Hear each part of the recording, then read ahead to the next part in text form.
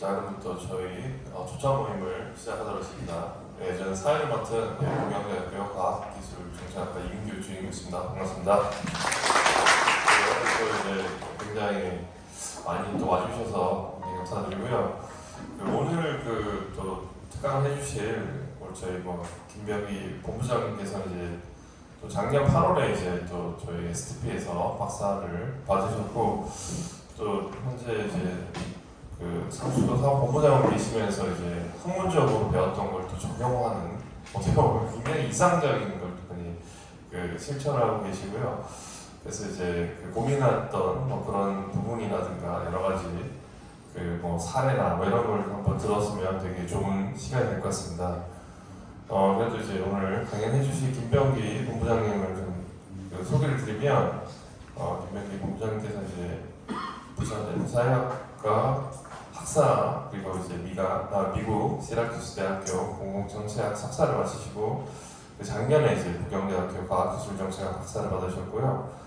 경력은 주로 이제 부산광역시에 계속 계시면서 여러 이제 되게 주요 복장직을 이제 거쳐서 현재는 이제 부산광역시 상수도 사업본부장으로 계십니다. 자, 오늘 되게 상수도 현직 계시면서 AI를 어떻게 도입을 했는지 그런 사례를 소개를 해주시기 때문에 굉장히 의미 있을 거로 생각합니다. 오늘 강연해 주실 김병기 본부장님을 큰 박수로 환영해 주시기 바랍니다.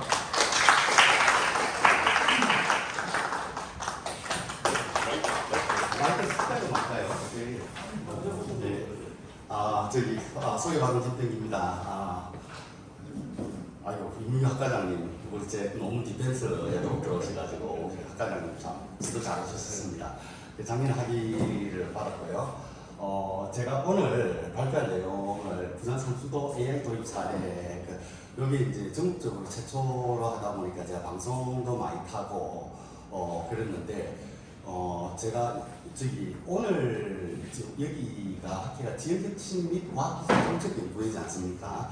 그래서 단순히 어떤 사례를 공무원들이 어디 발표하듯이 하는 게 아니고 지역혁신의 관점에서 그리고 과학기술 정책의 관점에서 그래서 제가 이론과 실제라고 했는데요. 그러니까 먼저 어떤 도입했던 사례에 대해서 간략하게 실제를 말씀드리고 그걸 다시 제 박사학위 논문인 스마트시티의 공진화에 관한 연구의 관점에서 이론적 배경에서 어떤 제가 생각을 했기 때문에 이런 정책이 나왔는가 하는 그 부분을 강조해서 말씀드릴게요. 그리고 이제 지난주 목요일날 제주도에서 상하수도 관리 선진화 방안이라 해서 전국 상수도 본부 그 다음에 학자들도 엄청나게 많이 온 큰 학회에서 제가 이 앞부분을 발표를 했는데 제가 어떤 사례를 막 설명하는 것보다 어떤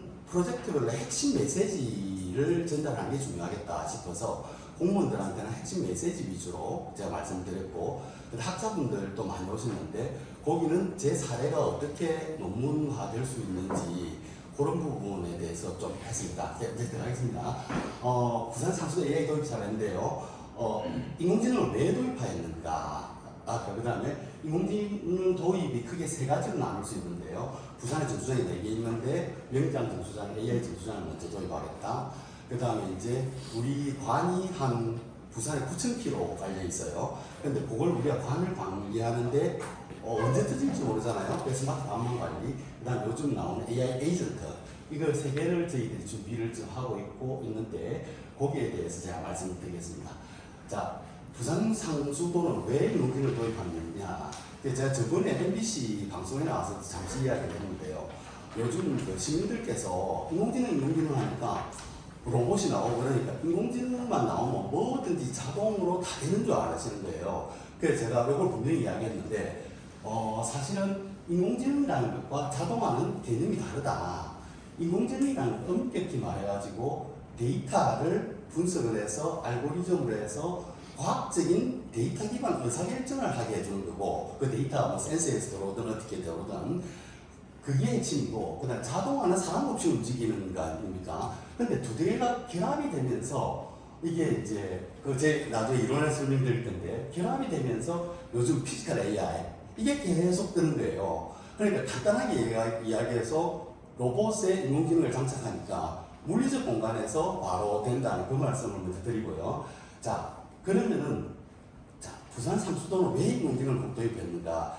제가 제 논문에서 계속 이야기를 하는데 딜레마를 해결하기 위한 딜레마를 해결하는 수단 인공지능이다 그 말인데요. 그럼 상수도 공부는 무슨 딜레마가 있는데 하면 저희들은 사실은 일반 공무원 조직하고 다릅니다. 정수장은 공장이거든요. 물 공장이에요. 그러니까 물 공장 4개를 갖고 있는 상수도는 지방 공무원이 근무하는 지방 직영 공기업입니다. 그러니까 하나의 기업인데 문제가 뭐냐면은 공무원처럼 맨날 인사를 정기적으로 하죠. 왔다 갔다 원청 왔다 갔다 시군구도 왔다 갔다. 그 다음에 이제 옛날에 이제 기능직이라 해서 설계도도 없이 그냥 길 가다가 여기 타보자 고관이 나오고 뭐 그 정도의 노하우가 있던 사람들이 다 퇴직을 했어요. 이제 그래서 이제 전문적인 능력이 필요한데 승용자들은 퇴직한다. 딜레마죠. 그 다음에 이게 수돗물이 톤당 한 대충 잡아서 비용이 1,000원인데 저희들이 800원에 팔고 있거든요. 그러니까 톤당 200원씩 손해보고 파는 장사예요. 그러니까 기업으로 생각하면 이런 일이 있을 수가 없는 거죠. 근데 공기업이기 때문에 저희들이 손해를 봅니다. 그렇다고 요금을 바로 올릴 수 있느냐, 수도요금. 올리게 되면 시민들이 뭘 하겠죠. 그래서 이것도 딜레마인 거예요. 요금을 올리면 비용 문제를 쉽게 해결할 수 있는데 비용의 문제는 요금을 해결 안 된다. 딜레마인 거예요. 근데 제가 이제 주장하는 게 인공지능은 이 딜레마를 해결할 수 있다.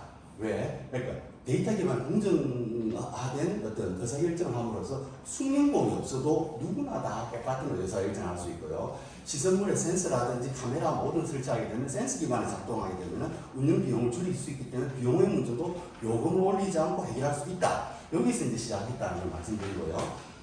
그 다음에 이제 사례에 대해서 간단하게 설명드리겠습니다. 사실은 저도 30년 근무했는데 상수도 공부가 1200명 근무하는 지방 공기업입니다. 여기를 보고 나서 물이 이렇게 나오는 걸 처음 알았습니다. 조금 약간 상식도 살 겸 설명드리겠는데요. 맨 처음 AI 정수장부터 말씀을 드릴게요. 저희들이 보시면 부산이 두 가지 예를 생기잖아요. 낙동강 이렇게 흐르고 있고, 여기 동쪽이고 서쪽인데요.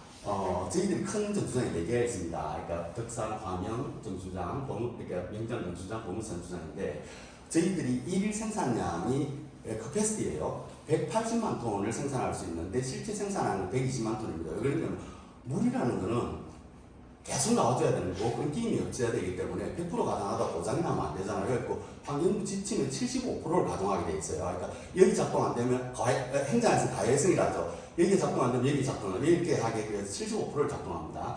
그래서 이제 저희들이 한 180만 톤을 생산하는데 덕산 요 메리츠 치수장에서 치수에 들어오는 게 요게 제일 큽니다. 한 50% 이상을 여기서 담당하고 있고요. 그 다음 큰 게 이제 화명정수장이 한 20-30% 담당하고 있고, 명장이 10%, 명장 병원사는 1% 정도, 여기가 물이 뭐 좋다고 사람들이 되게 많이 모이더라고요. 좋아하더라고요. 자, 그런데 이제 이게 이제 덕산에서 제일 크게 이렇게 구역별로 이렇게 막고 있습니다. 그리고 치수를 해서 정수장 공장 같아요. 보시면 사람들이 물이 단순하게 걸러지는 것 같은데 처음에 물이 들어오면요, 치수장에 들어오면 오존 처리를 해서 소독을 하고요. 그 다음에 침전을 시키거든요, 찌꺼기를. 그러니까 온갖 기술들이, 과학적 기술들이 다 도입됩니다. 그래서 급성 여과시키고 구오존 입상 활성탄 해갖고 알갱이 활성탄으로 또 통과시킵니다. 그런데 부산이 물이 안 좋아서 고도 정수 처리를 채도 문제였는데, 고도란 말은 전오존, 구오존, 그러니까 입상 활성탄 이게 고도랍니다. 그런데 미국 같은 데는 물이 좋기 때문에 모래의 과정만 통과시키거든요. 근데 제가 예담인데요. 엔비디아 쪽하고 디지털 트윈을 상수도 설치하는 걸 지금 논의하고 있는데, 미국에서 엔비디아가 한국의 피지컬 AI를 지금 관심이 많잖아요. 마찬가지입니다. 공정이 단순하다 보니까 데이터가 나올 게 없는 거예요. 그런데 우리는 이게 역설인데 물이 안 좋다 보니까 공정이 너무 많이 나왔다니까 데이터가 데이터가 너무 많이 나오는 거예요. 그래서 이제 여기서 데이터를 이렇게 활용할 수 있는 그런 점이 있습니다. 일단 크게 하시고, 이 중에서 아까 명장 정수장이 제일 오래됐어요. 아까 여기 보시면, 여기 덕산은 83년도 건립됐고요. 76년도. 근데 명장 일제시대 때 1946년도, 동사 27년도. 너무 오래된 거예요. 그래서 저희들이 재건축을 해야 됩니다. 그래서 이제 46년도 준공된 게 명장 정수장도 1라인, 2라인이 있어서 2개라고 보면 돼요. 근데 그 오래된 이 1정수장을 저희들이 이제 재건축을 하는 김에 AI 도입하겠다 이렇게 했거든요. 그래서 저희들이 사업비를 한 라인에 한 500억 정도 잡았는데 공사비가 480억이면 AI 구축비를 20억 정도 들어갔고 하고 사실은 수단공사 테이버워터에서 이 기술을 많이 갖고 있습니다. AI 관련해서. 그래서 저희들이 상수도본부 기후환경에너지부 수단공사 먼저 MOU를 작년에 체결해서 협조체제로 이렇게 진행을 하고 있다는 말씀을 드리고요. 그러면 자 AI 정수장에서 좋은 게 뭔데? 뭐 때문에 하는데 딱 간단하게 네 가지로 이야기하겠습니다. 정수장 자율운행인데요. 아까 말씀드렸듯이 절차 복잡하잖아요. 그게 지금은 사람들이 승용보험들이 뭐 약품을 얼마 투입하고 뭐 조절하고 뭐 밸브 조절하고 사람들이 합니다. 근데 이게 이제는 인공지능에 의해서 수량, 뭐 수질에 따라서 자동으로 센서에 의해서 될 수 있게끔 바뀌게 되는 거고요. 그 다음 스마트 에너지 관리 시스템인데요. 저희들 비용 항목 중에서 가장 큰 게 전기세, 동력비거든요. 그래서 에너지 절감이 굉장히 중요한데 이게 뱀스, 빌딩 에너지 매니지먼트 시스템, 그 뱀스처럼 전력 소비량을 데이터 분석을 하게 되면 절감을 할 수 있다. 펌프가 엄청 많습니다. 그래서 그렇고요. 그 다음 설비 예전 보존 시스템은 고장나기 전에 예제해서 미리 갈아버리는 거죠. 그러니까 뭐 AS 애프터 서비스가 아니고 비포 서비스가 가능하게 하는 거 센서에 의해서 미리 예측하고 AI 분석을 해서 가는 거고 지능형 영상 감시 요새 스마트 CCTV가 나와서 뭐 경찰에서는 여자보험 소리가 나오면 바로 경찰 신고됩니다. 우리도 마찬가지입니다. 영상을 분석을 해갖고 모든 펌프나 이걸 영상 분석을 통해 가지고 미리 이상 징후를 감지하고요. 그 다음에 요새 중대재해처벌기관이에요. 저희들이 중대재해처벌이 생길 만한 것을 분석해서 알려주는 이런 게 AI 정수장의 핵심적인 내용이고요. 그래서 그러면 그렇게 하면 좋은 게 뭔데? 수돗물의 안정적인 원고, 휴먼 에러를 하죠. 아까 사람이었을 때 어떤 실수라든지 이런 걸 다 없앨 수 있고요. 그리고 최적화할 수 있다. 그 다음에 생산 원가 절감, 아까 처음에 말씀드렸듯이 딜레마, 저희들 비용의 딜레마 이런 것을 해결할 수 있다는 거고요. 그 다음에 이제 두 번째 도입 사례입니다. 스마트 관망. 스마트 관망입니다. 아까 말씀드렸듯이 9,000km 정도를 저희들이 관리하고 있는데 벌써 뭐 1940년대 뭐 30년 언제 어디서 터질 줄 모릅니다. 그래서 저희들이 뭐 진짜 시민들은 모르시겠지만 저희들이 1년에 10건을 넘게 공사하거든요. 밤새 공사 가해버립니다. 그럼 하루에 거의 3건씩 하고 있는데 배수지라는 게 76개 있어갖고 이게 물탱크, 큰 물탱크거든요. 거기 물 저장하고 있는 동안에 24시간 버팁니다. 밤에 24시간을 다 수리를 합니다. 밤새도. 이제 그런 시스템인데 이게 참 많이 관리하는 게 이게 참 엄청나게 큰 일입니다. 근데 이제 사실은 터지고 우리가 수리를 하거든요. 근데 우리 인공지능이 나왔기 때문에 제일 좋은 거는 터지기 직전에 가는 거예요. 그러니까 제가 내일 터질 plan을 오늘 교체하는 게 가장 효율적인 예상 집행이다. 이것도 제가 이론적으로 말씀드리겠는데, 제가 스마트시티는 자원 배분의 효율성을 해결할 수 있다는 이야기를 계속 하거든요. 예산 배분의 효율성이라는 말도 똑같습니다. 우리가 여기 사무실 사진 교체를 하는데 3년 뒤에 터질 거 오늘 가는 거는 예산 낭비인 거잖아요, 사실은. 예산 효율적으로 사용하지 못한 거잖아요. 근데 내일 터지고 오늘 갈아버리면 가장 예산을 효율적으로 쓰는 거거든요. 근데 이게 가능하다는 거죠. 근데 이제 저희들이 이게 몇 년도 묻히고 무슨 UIS 시스템, 어반 인포메이션 시스템을 다 갖고 있습니다. 그럼 연도도 갖고 있고, 관재질이 뭐 주철관이나 아연도군 다 보면 먼저 터진, 올해 옛날 게 먼저 터질 것 같죠? 아닌 거예요, 그게. 오래됐다고 먼저 터지는 게 아니라 이게 문제인 거예요. 그래서 인공지능이 왜 필요하냐면 빅데이터 분석. 그러니까 예를 들어서 거기 아까 관의 종류라든지 뭐 두께라든지 이런 것뿐만 아니고 집안이 산성이냐 이게 어떤 거냐 그 소금기가 있는 이런 것도 분석하고요. 수압 변화, 수압이 이게 파이프에 영향을 많이 주거든요. 수충격이라는데 그런 거 과거 누수위력 이런 거 갖다 빅데이터를 갖다 AI 분석을 해버리는 거예요.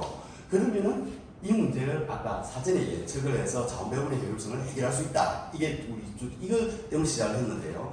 근데 그럼 지금까지는 어떻게 했는데 부산이 전국에서 제일 앞서 있습니다. UIS 시스템을 2000년도 초반에 정부에서 할 때 우리가 건축물 뭐 전부 다 입력했거든요. 그리고 그 아마 공무원들 들어가 보시면 토목직이나 다 아실 텐데 우리 교수님들은 안 들어가 보셨을 거예요. 굉장히 정확합니다. 지도상 딱 확대하면 뭐 안에 뭐가 있는지 뭐 관이 뭐가 상하수도 다 알 수 있어요. 그런데 그때 전국적으로 작업을 할 때 공무원들이 데이터를 정확하게 입력한 사람, 우리는 부산은 굉장히 정확하게 입력했는데 다시도는 정확하게 입력이 안 되고 써먹지 못하는 거예요. 이게 요즘 강조하는 거 쓰레기를 입력하면 쓰레기가 나온다. 그러니까 데이터 입력할 때 중요하다. 근데 이제 우리도 들어가 보면 관 종류가 다 합니다. 그런데 그래서 확률 분석까지 할 수 있어요. 데이터를 터질 수 있는. 근데 확률하고 또 AI 분석하고 다르잖아요. 이제는 확률 분석 단계에서 AI 분석 단계로 나가기 위해서 저희들이 지금 애들이하고 전자통신연구원하고 과기부하고 500억짜리 실전사업 R&D 기획을 지금 하고 있습니다. 그렇게 하고 있다 말씀드리는데 이 시스템이 작동되는 게 좀 상세하게 말씀드리면 자산관리 시스템이 있어요. 그러니까 우리 공기업 입장에서 범보도 자산이고 파이터도 모든 게 다 자산이거든. 60만 개를 우리가 관리를 하고 있습니다.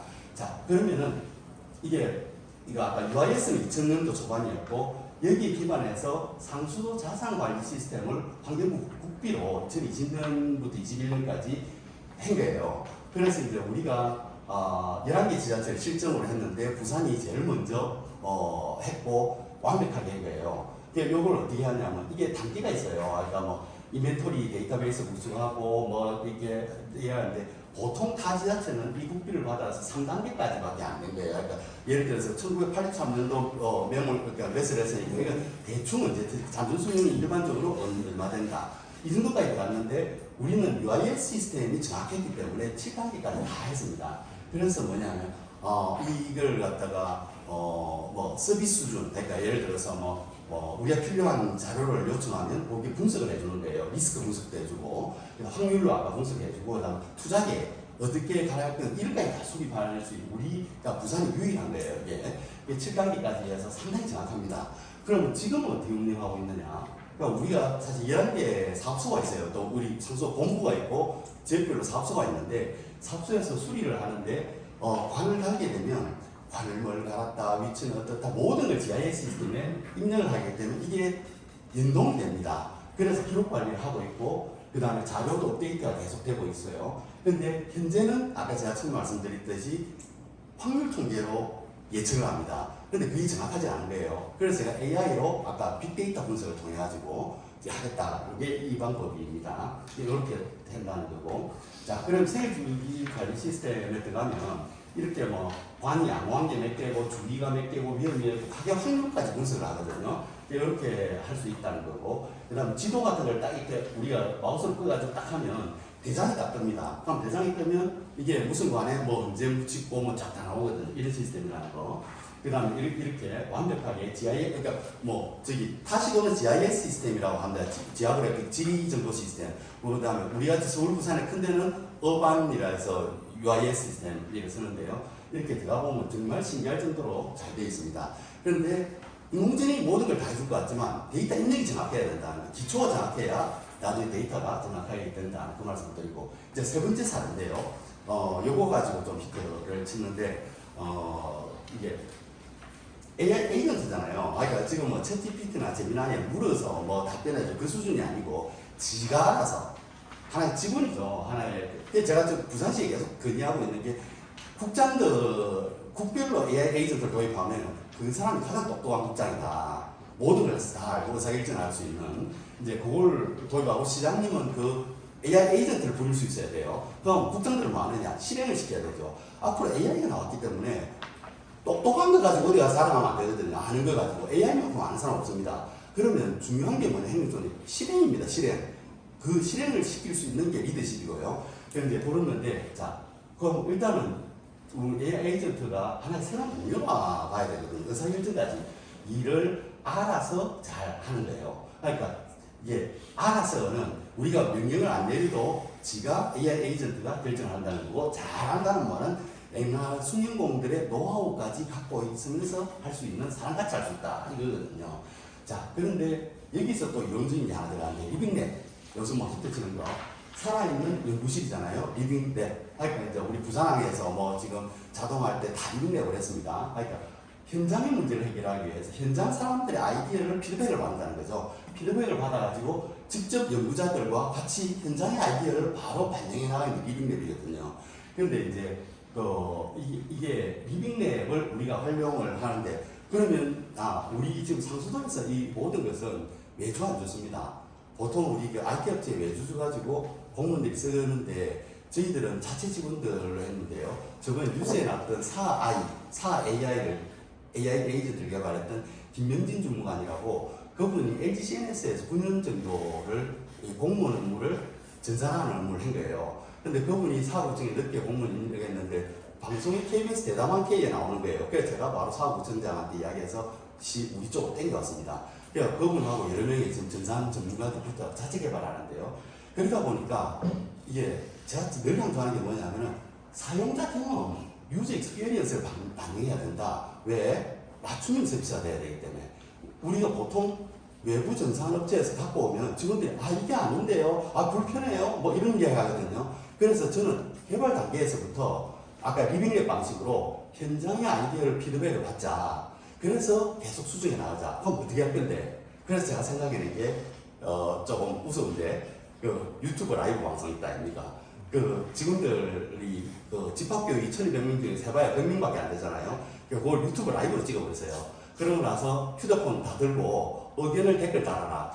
그럼 그 AI 분석해 보면 되잖아요. 그게 바로 현장에서 바로 직원들의 피드백을 받을 수 있잖아요. 그 이제 그런 식으로 이게 다 이런 게 그냥 뭐 객기로 한 게 아니고 이런 이론적 배경에서 수요자 맞춤형 시스템을 개발하기 위해서 유저 익스피리언스를 활용하기 위해서 했다는 거고요. 이제 그 다음에 이제 리빙랩 개념을 아까 했었고 이제 요 사례에 대한 결론입니다. 이제 사례에 대한 이제 결론부터 말씀드리면 이 상수도 본부에서 왜 인공지능을 도입했느냐 그 딜레마라는 건 결국은 이걸 해결하면 이게 안 되고 저걸 해결하면 이게 문제가 생기고 이게 딜레마지 않습니까? 근데 그 딜레마를 옛날에는 해결이 안 됐는데 정책학과 행정학의 제일 난제가 그건 딜레마거든요. 제 지도교수 김창수 교수 뒤에 계시는데요. 우리 딜레마 분야에 우리나라 전문가식을 너무 많이 썼습니다. 근데 딜레마가 안 그렇습니까? 아까 비용의 문제를 하면 요걸 모르면 되는데 요걸 모르는 이런 거예요. 이런 것을 앞으로 인공지능이 나와서 인제는 해결할 수 있다. 이거거든요. 그래서 전문가, 수행자 퇴직해도 할 수 있고 요걸 몰라도 직장을 면할 수 있다. 그리고 그 다음 인공지능 도입 시 이제 유의해야 될 사항. 제가 이거는 그때 상수본부 직원들이 전국에서 많이 왔는 상태에서 핵심 메시지인데 요 하나 빠졌는데 쓰레기를 입력하면 쓰레기가 나온다. 데이터가 중요하다. 그래서 각 사무실에서 무슨 뭘 인공지능을 도입할 때는 관리자는 데이터를 챙겨야 돼요. 정확한 데이터 입력되게끔 해야 되는 게 중요하다는 거고요. 그 다음에 이게 직원들의 사용자 경험, 유저 익스피리언스를 그게 암묵지잖아요. 노하우. 뭐 글로는 표현할 수 없는데 알고 있는 그런 암묵지들을 이걸 데이터베이스화해서 해야 맞춤형 AI 시스템이 나온다. 이게 또 메시지고요. 이제 그리고 마지막으로 사실은 우리 공무원 조직은 다 문서 작업이잖아요. 온 나라 전산망에 전 문서이기 때문에 오히려 AI 도입하기 너무 쉬워요. 그냥 막 자료 그냥 학습시켜버리면 금방 되거든요. 근데 우리가 문제가 뭐냐면은 상수도는 공장 레벨을 갖고 있기 때문에 현장에서 데이터 나오는 거예요. 그러니까 피지컬 AI, 요새 피지컬 AI 하는데 피지컬 AI를 도입하기 가장 좋은 공공 사례가 상수도 본부가 될 수 있다. 그래서 이거는 이제 학자들께 공공 부분에서 민간처럼 지금 엔비디아에서 한국에 가져온 현대자동차, 조선, 피지컬 AI 때문에 가져갖고 있거든요. 그러면은 정수장이 공장이잖아요. 그래서 이런 걸 우리 학계에서도 이걸 가치가 있다. 이제 요거였고요. 이제 요까지는 이제 간략하게 제가 사례를 핵심 메시지 위주로 말씀드리고 이제 제 논문 부분인데 제 논문에서 어떤 게 이론이 현실화되고 됐나는데 저는 이제 공진화 이론이거든요. 스마트시티 공진화에 관한 연구가 제 박사 논문입니다. 근데 공진화가 뭐냐면요. 그러니까 반대되는 게 맞물려 밖에 코이볼루션, 코이볼루션이거든요.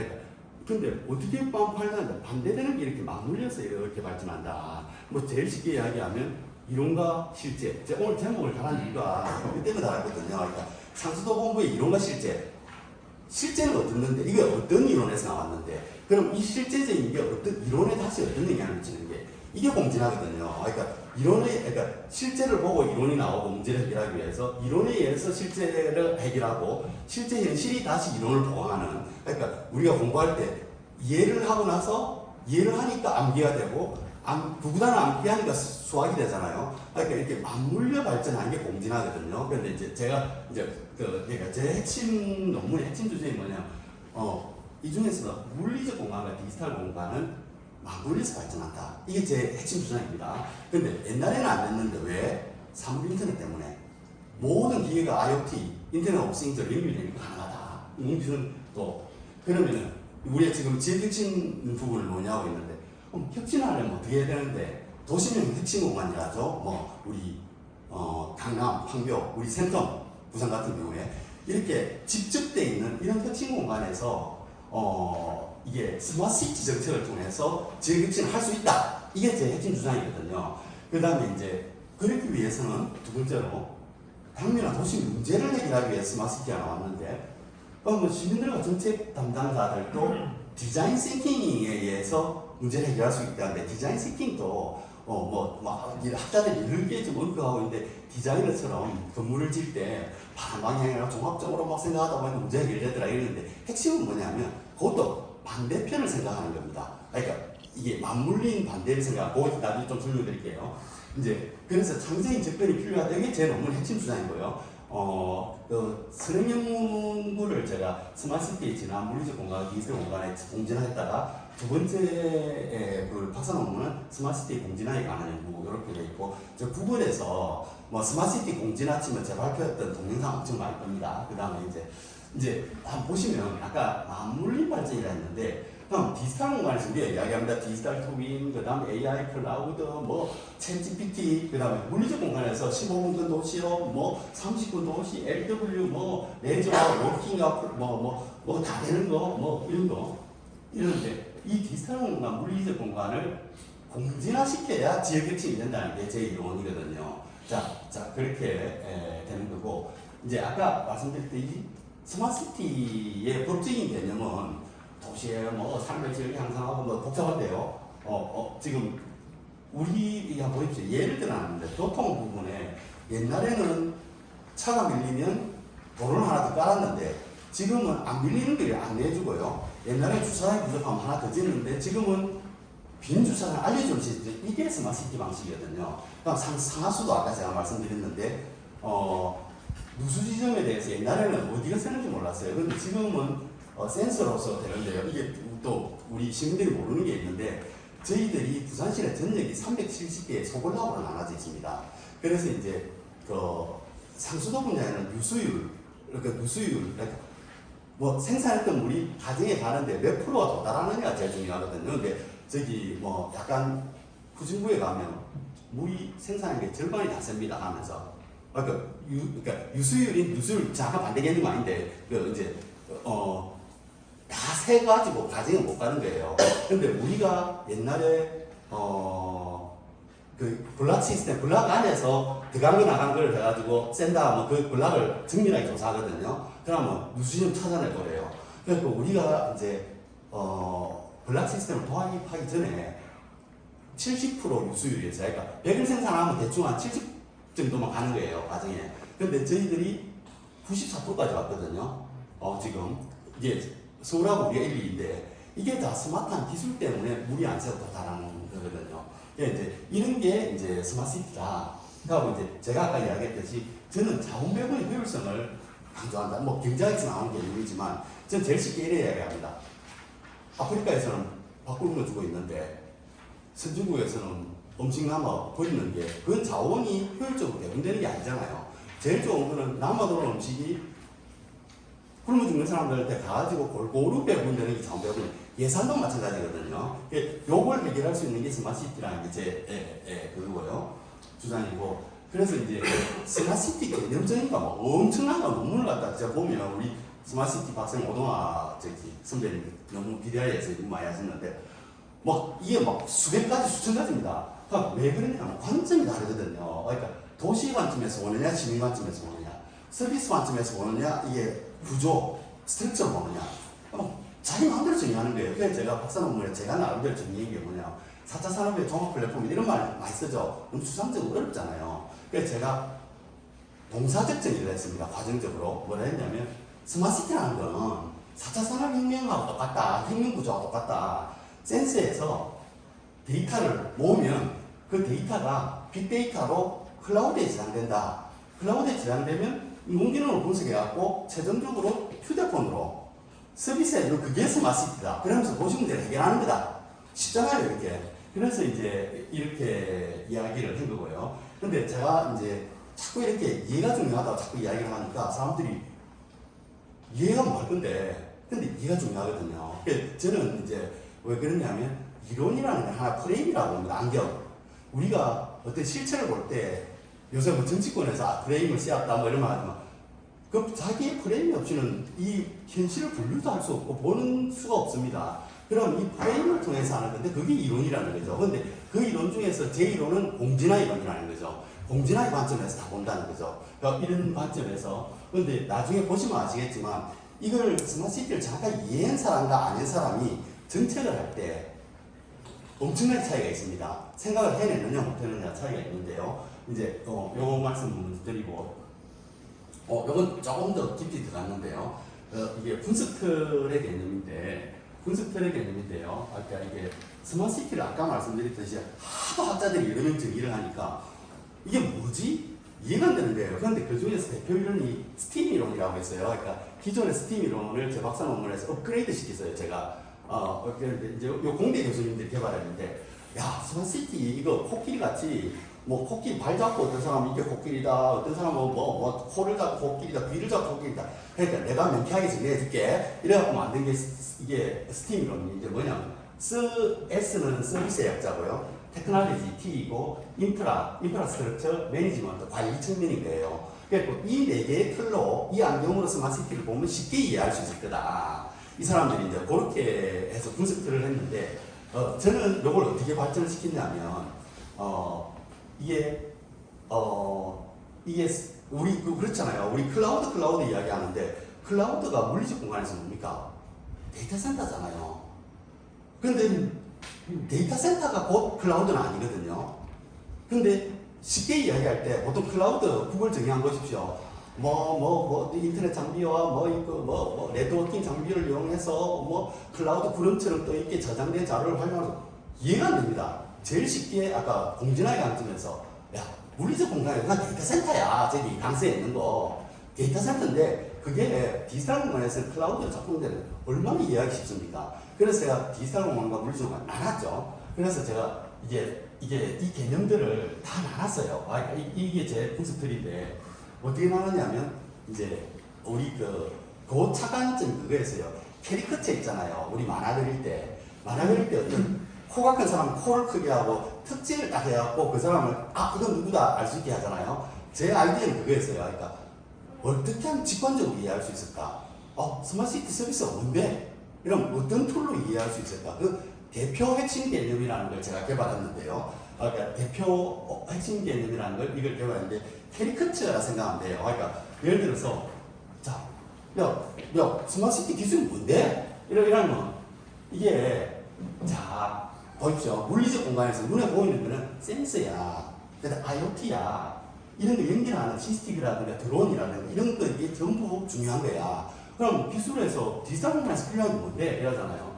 그러면 데이터 플랫폼이야. 플랫폼인데 ICBM, 인터넷, 클라우드, 빅데이터, 그 다음에 모바일, DNA 데이터, 네트워크, AI 이런 기술들을 담아낼 수 있는 플랫폼이야. 하면 이해하기 쉽잖아요. 예를 들어서 요거는 제가 바꿨는데 거기서는 인프라인데 제가 요 개념 중복이 있어서 인더스트리얼 인프라스트럭처 산업적 인프라를 했는데 그럼 스마트시티가 되려면 물리적 공간에서 어떤 인프라가 있어야 되는데 그러니까 제가 쉽게 그냥 물리적 공간에서는 전기 데이터 요새 데이터 센터 무조건 전기잖아요. 뭐라고 그러니까 이제 초고속 인터넷만 그 다음에 핵심 장치부 요새 기장에 먼저 자율 구획 진행하고 하듯이 이런 게 먼저 있어야 된다. 그러면은 눈에 안 보이는 디지털 공간에서 인프라가 중요한 게 뭔데? 오픈소스 언제든지 우리 API를 땡겨서 쓸 수 있는 그래서 우리 지금 AI 기획할 때 API 땡겨서 쓰거든요. 네이버 걸 땡겨오고 뭘 다 땡겨오는 게 그래서 오픈 API를 해가지고 하는 게 중요하다. 그 다음에 요거는 사실은 객관적인 요소고요.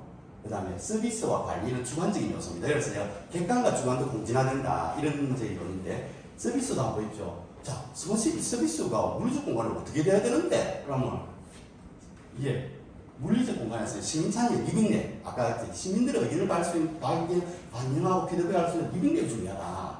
그 다음, 그럼 그 기획하는, 서비스를 기획하는 그 관청 입장에서는 뭐가 중요한데? 디지털 측면에서 맞춤형 서비스잖아요. 아까 이야기했던. 옛날에는 맞춤형 서비스가 안 됐는데, 이제는 피드백을 받아 개인 맞춤형, 아까 우리 시스템도 맞춤형으로 한다 했잖아요. 그게 맞춤형을 할 수 있다. 이제 이거고요. 그럼 관리 측면에서는 눈에 안 보이는 건 법이 중요하죠. 데이터 산법이 바뀌기 때문에 지금 우리가 지금 뭐 토스다, 뭐 금융 이런 게 다 데이터 산법, 개인정보보호법, 뭐 정보통신망입법 다 바뀌기 때문에 가능했거든요. 그러니까 스마트 도시법, 스마트 도시계획, 데이터 산법 이런 게 있으니까 디지털 공간에 색칠이 난다. 그러면 물리 공간에서 뭔데? 3학년 협력법을 쓰죠. 이런 식으로 제가 이게 나눴거든요. 그래서 요걸 이렇게 했는데 큰 틀은 또 보시면 이 한 축을 디지털 공간으로 하고 또 물리적 공간 이 축에서도 서로 이렇게 이게 왔다 갔다 하는 게 공진화된다. 이게 저희는 이 부분 제가 약간 어려워서 조금 뭐 할까 말까 생각하다가도 이런 의도로 나왔다는 걸 말씀드리고요.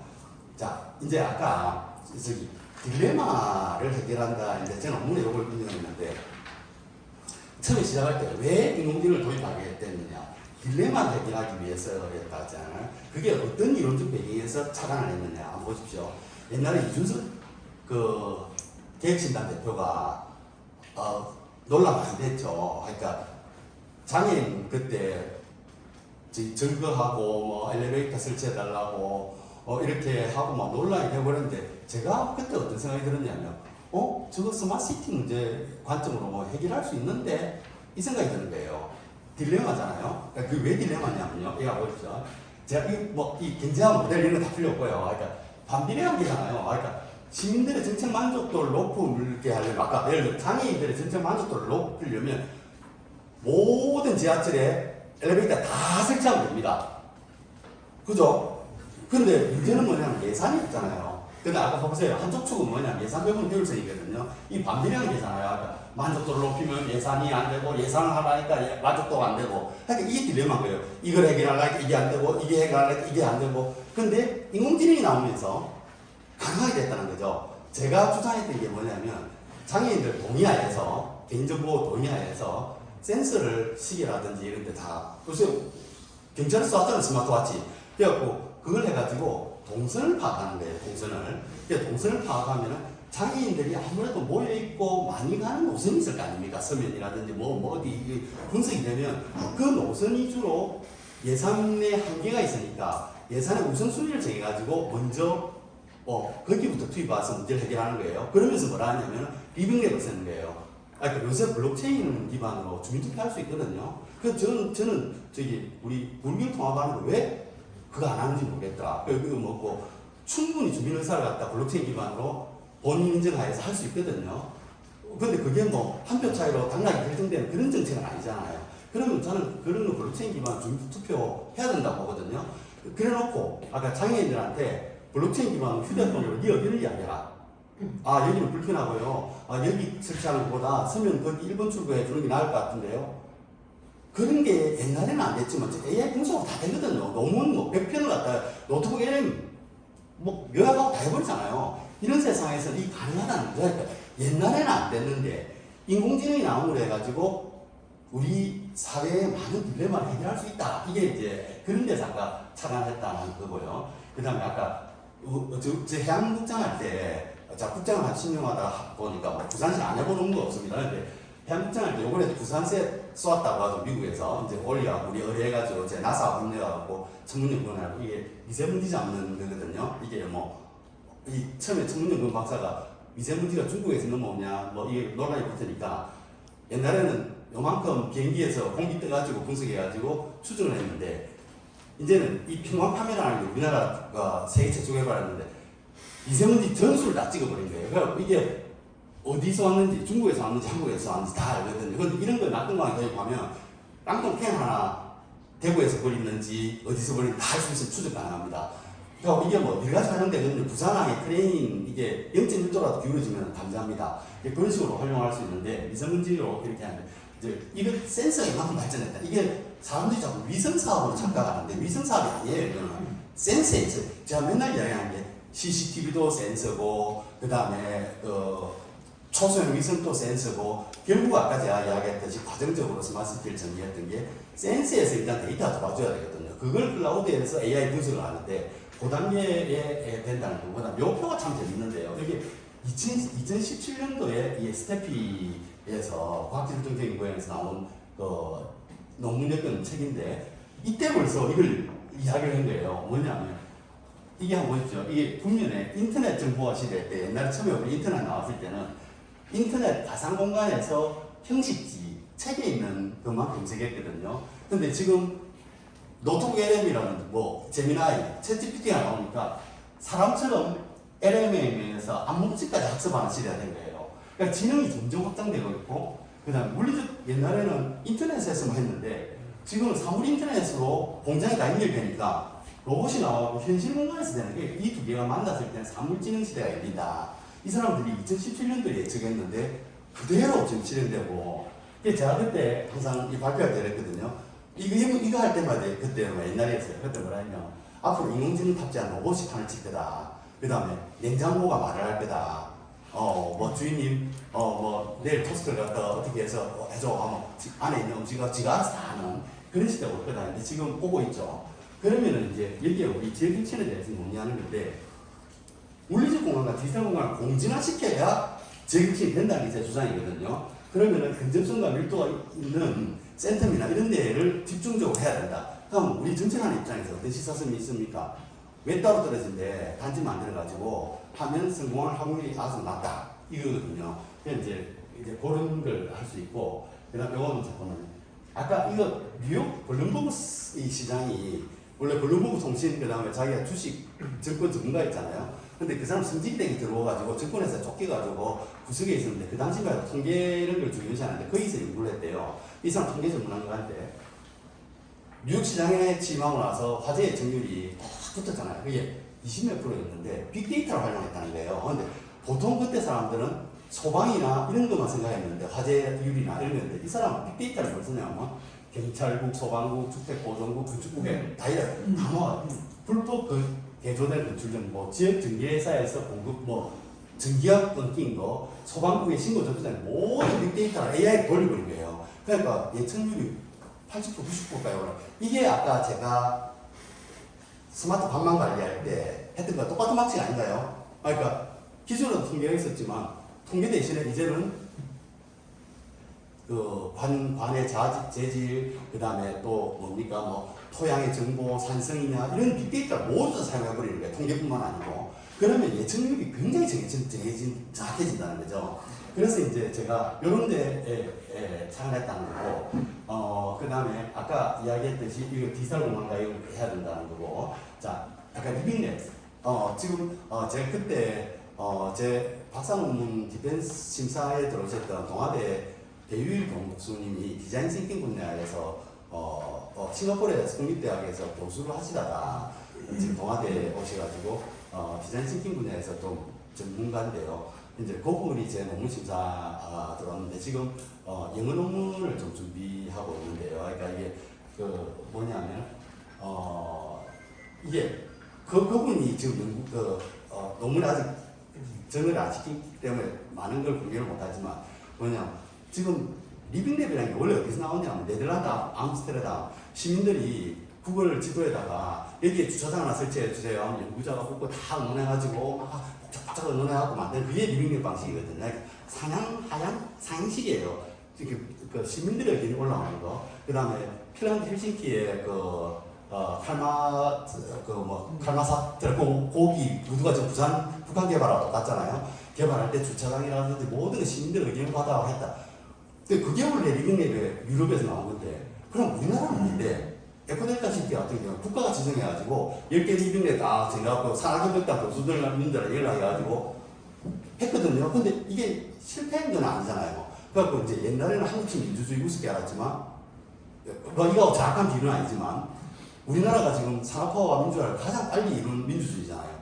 이게 좀 특이하거든요. 그래서 이제 그 논문을 이제 이게 state subordinate living 랩이라는 개념을 쓰시던데 교수님이 그래갖고 이제 우리 나름대로 스테이터스 혹은 국가 주도의 리빙랩 밑에서 올라온 게 오히려 하향식 리빙랩도 있다 이런 것도 있다라는 걸 소개한 논문을 지금 준비하고 있습니다. 그런데 이제 이런 게 리빙랩 중요하다는 말씀드리고요.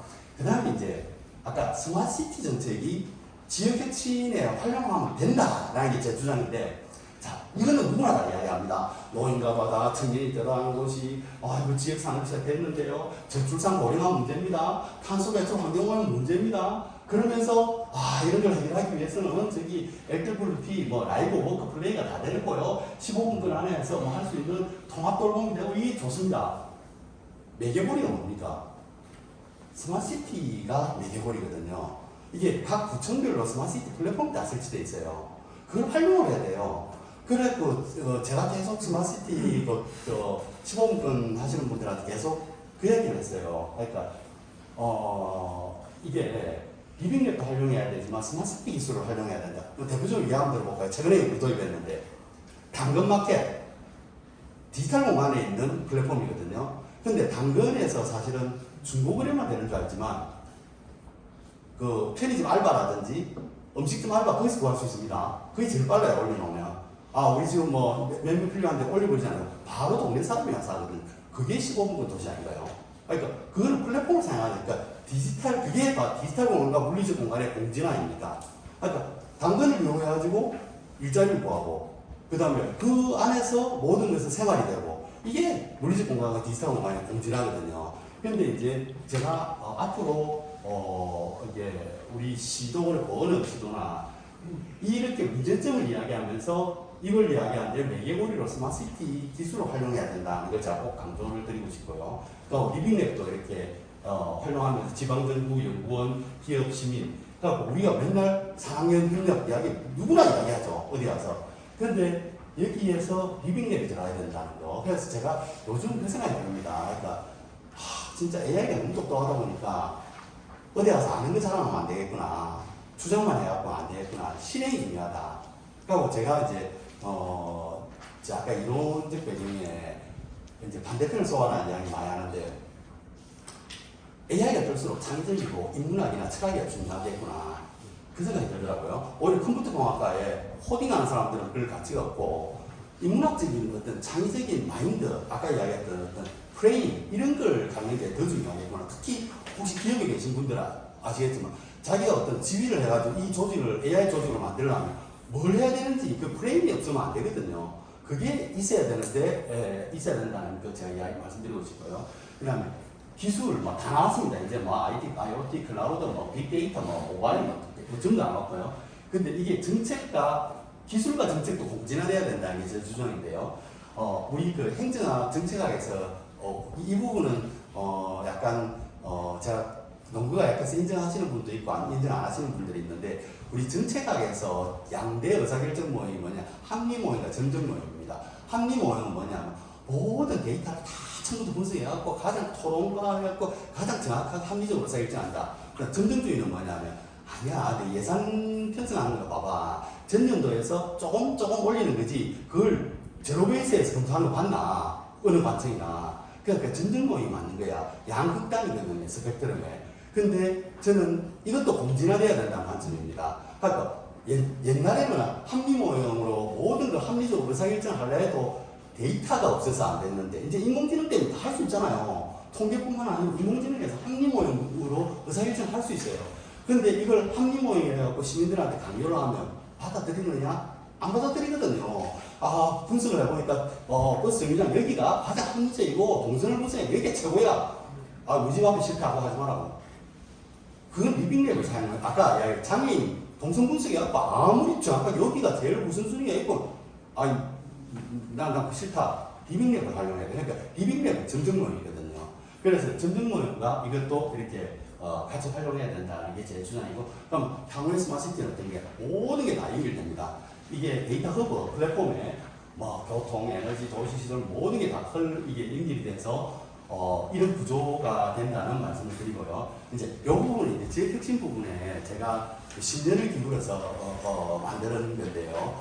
이게 이제 공진화의 관점에서 지역 혁신론입니다. 제가 보는 건데, 자, 우리 같은 실행가들, 공무원들, 기업에 계시는 분들, 항상 현장에서 문제가 터지니까 이 문제를 어떻게 해결하지? 토론하고 막 이러거든요. 근데 우리 교수님들, 그 다음에 연구원의 학자들은 어떻게 해요? 논문 쓸 때 항상 왜 이런 일이 발생했을까요? 뭐 계속 분석을 하는 거예요. 그러면은 이 두 개가 실행가와 연구자가 이것도 반대되는 측면이지만 공진화되어야 된다. 이게 제 주장인데요. 그러니까 공진화해서 좋은 게 뭔데?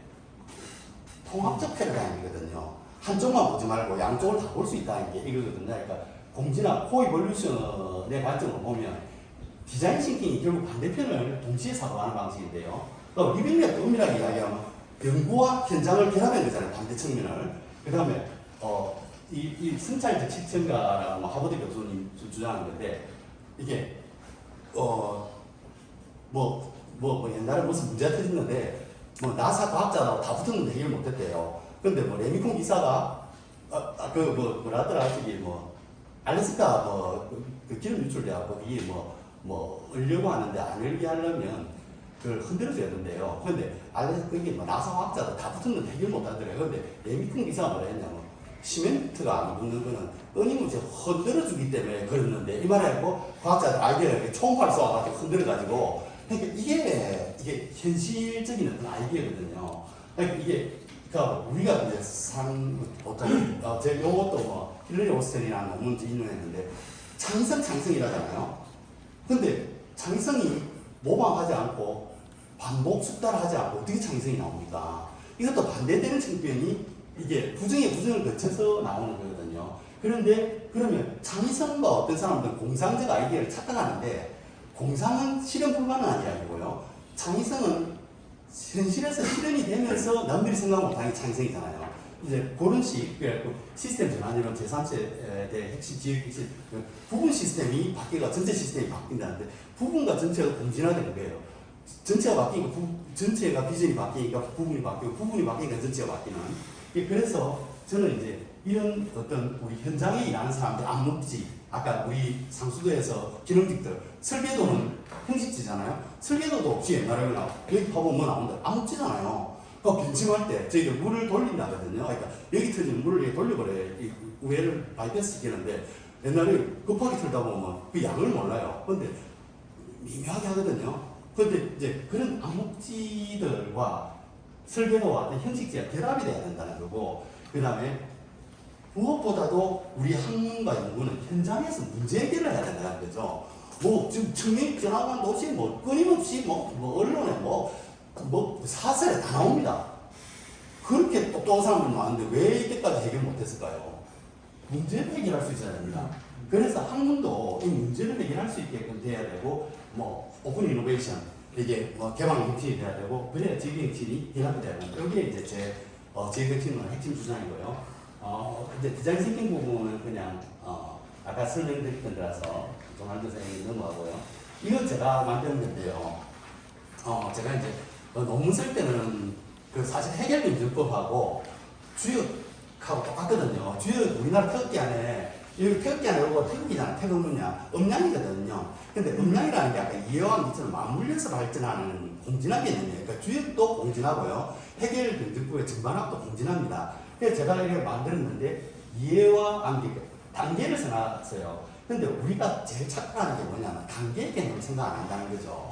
그러니까 태권도 유도 누가 이기지? 붙으면 그러면 태권도는 돌려차기 한 방 맞으면 간다. 유도는 잡히면 던져버린다. 이런 건 인정하는데 태권도 5단하고 유도 1단하고 붙으면 태권도 5단 이기고요.